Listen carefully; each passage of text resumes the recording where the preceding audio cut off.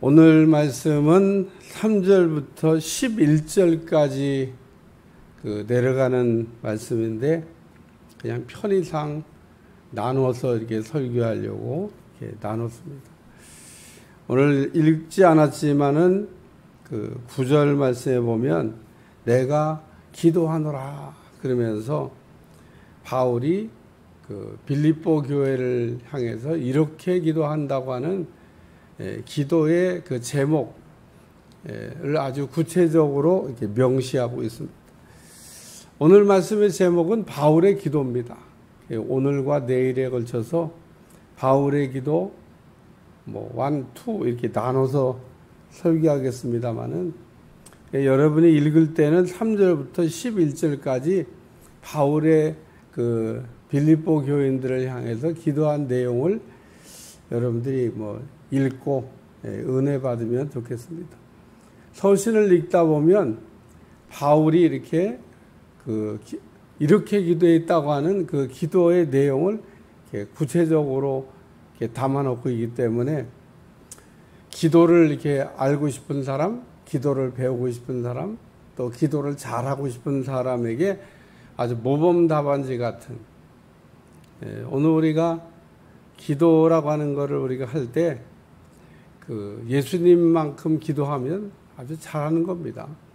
그러니까 예수님께서도 성경에 보면 기도의 본을 많이 이렇게 보여주시고 또 제자들이 성경을 기록할 때 예수님의 그 기도한 내용들을 자세하게 기술해 놨기 때문에 오늘 우리가 기도를 어떻게 해야 될 것인가. 첫째, 예수님을 연구해야 돼요.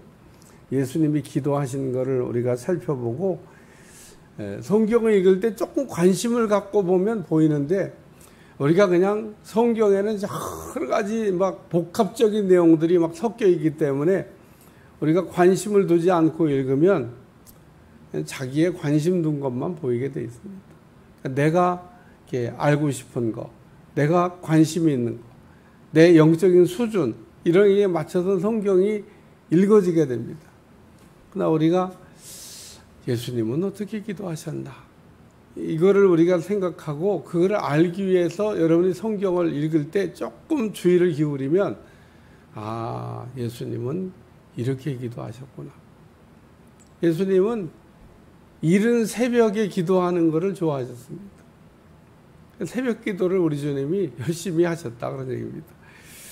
어떤 놈이 새벽 기도를 만들어 놔가지고 새벽 기도를 이렇게 우리를 어렵게 하나 그런 이야기를 한 번도 있는데 우리가 그렇게 함부로 얘기하면 안 되는 게 새벽 기도를 예수님이 하셨어요.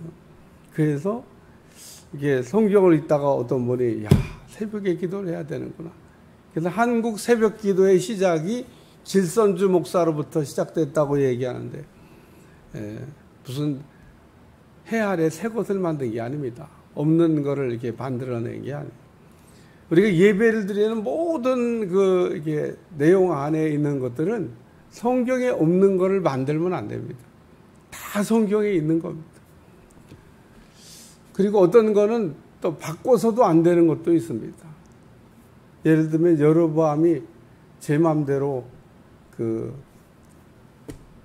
금신상을 만들고 제사장을 마음대로 절기를 바꾸고 이렇게 했는데 그게 여로보암의 3대 죄라고 그러잖아요.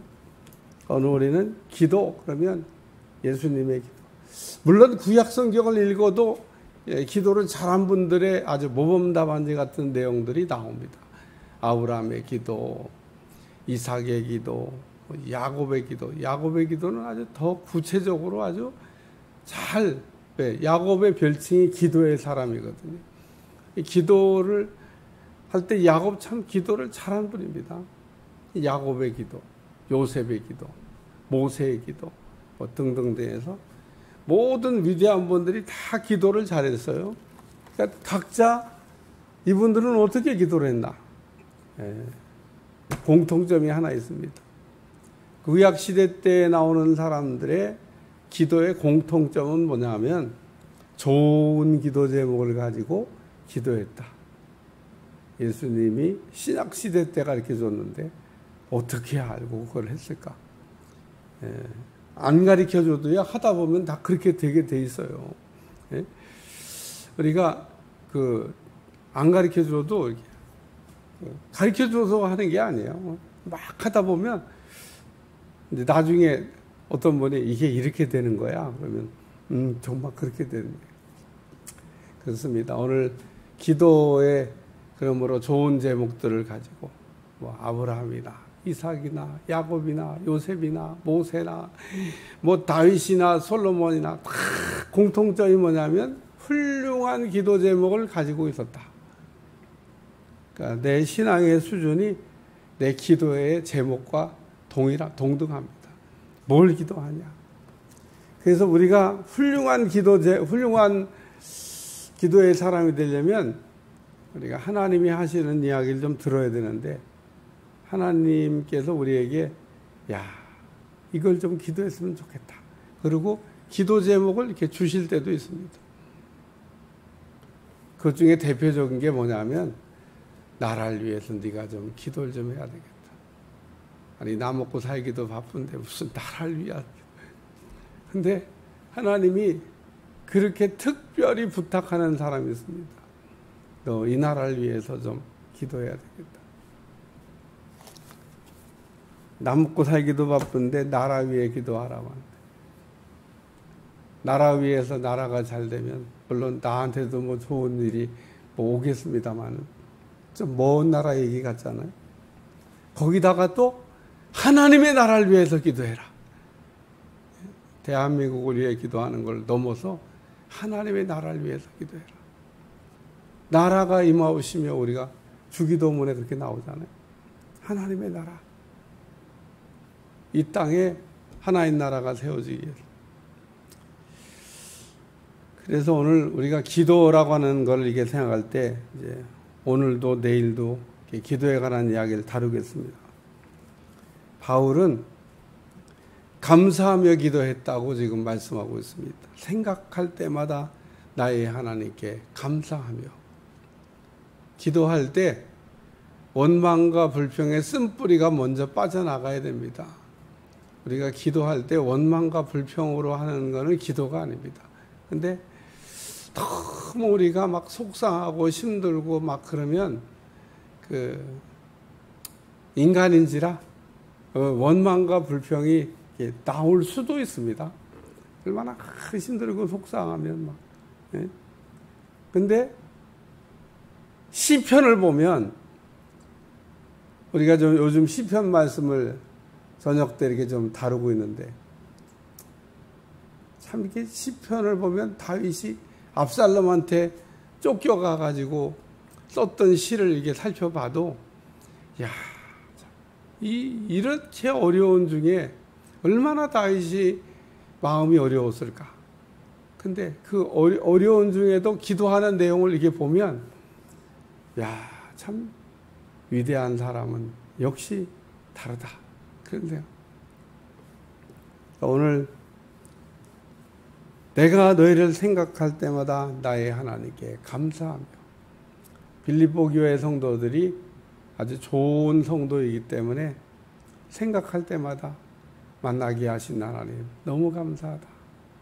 나에게 좋은 만남을 주시고, 내가 에베소로 가지 아니하고 빌립보로 왔는데 빌립보에서 이렇게 좋은 성도들을 하나님께서 만나게 하셔서 너무 감사하다.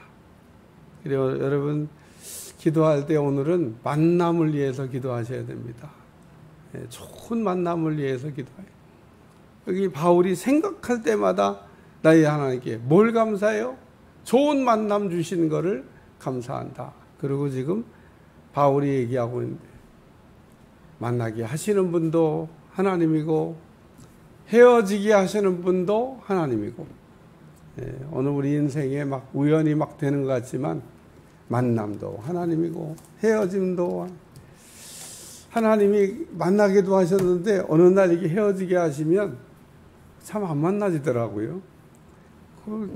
같은 하늘 아래 이렇게 있는데 이거 안 만나져요.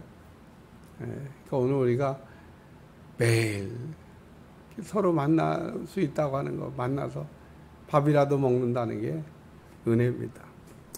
내가 너희를 생각할 때마다 나의 하나님께 감사. 두 번째는 간구할 때마다 너희 물을 위하여 기쁨으로 항상 간구하며. 기도할 때 기쁨으로 기도한다는 겁니다. 내가 너희를 위해 기도하는데 기쁨으로, 기뻐서 기도한다. 여러분도 기도할 때 기쁨이 막 충만해져가지고 이 바울처럼 기도할 수 있기를 축원합니다. 오늘 우리의 마음에 기쁨이 있어야 돼요. 드디어 12번째 얘기에 첫 번째가 나왔습니다만은 제가 서론 얘기할 때 얘기했잖아요. 빌립보서에는 기쁨에 관한 얘기가 12번이나 나온다고. 아니, 짧은 몇 장도 안 되는 편지에 왜 그렇게 많은 기쁨의 이야기를 썼냐? 기쁘다는 거죠. 기쁘다는 거. 예? 대통령이 연설문을 쓰고 나면 꼭 기자들이 막 무슨 단어를 몇 번 썼냐 막. 근데 우리가 글이라고 하는 걸 이게 저도 설교를 이렇게 해놓고 단어를 헤아려 본 적은 없습니다만은 한번 이렇게 무슨 단어, 이번 설교에는 어떤 단어를 많이 썼지? 예. 분명히 어떤 말을 이렇게 반복적으로 많이 썼던 단어가 있을 겁니다. 그 얘기는 그 얘기를 나도 모르게 막 썼지만 중요한 중심 단어인 거죠. 빌립보서의 중심 단어는 기쁨인데 바울이 빌립보 교회를 생각할 때 기쁨이 충만해졌다. 그런 얘기인 겁니다. 그러니까 오늘 이 빌립보 교회를 생각할 때 감사하고 빌립보 교회를 기도할 때 기쁨이 충만하고 수가성 여인의 문제가 뭐냐 하면 기쁨이 메말랐던 겁니다. 오늘 우리가 살아가면서 기쁨이 메마르면 여러 가지 정말 문제가 생깁니다. 행복이 뭡니까? 기쁨이 있는 거죠. 우리가 행복하다고 하는 것은 기쁨이 있는 거예요.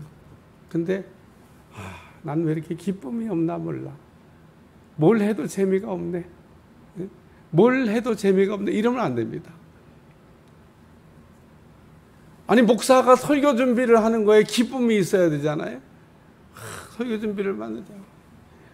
오늘 왜 이렇게 설교 준비가 안 되냐?